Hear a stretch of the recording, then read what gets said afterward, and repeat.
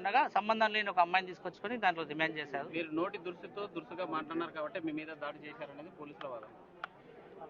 నేను అలా మాట్లాడింటే నా మీద అక్కడే ఇంకా విమర్శన చేసి కేసు గీసి పెట్టి ఏది చేసేవాళ్ళు ఆయన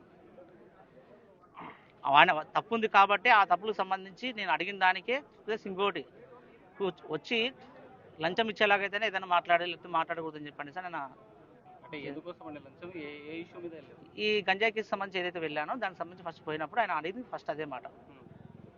సార్ ఇతను పట్టుకున్నారు కదా, దీనికి సంబంధించి ఏదైనా ఆధారాలు అయినా అడిగితే ఏదైనా లంచం ఇచ్చేలాగైతే మాట్లాడండి, లేదంటే మాట్లాడద్దని చెప్పి చెప్పారు. గతంలో కూడా ఆ సీఐతో మీకు లావాదేవీలు ఉన్నాయి, ఆ ర్యాప్ ఉంది కాబట్టి ఆ చనువుతోనే మీరు మాట్లాడుకున్నారట అనేది బయట. ఆ సీఐని నేను కలవడము ఇదే మొదటిసారి వెళ్ళడము జరగడం జరిగింది.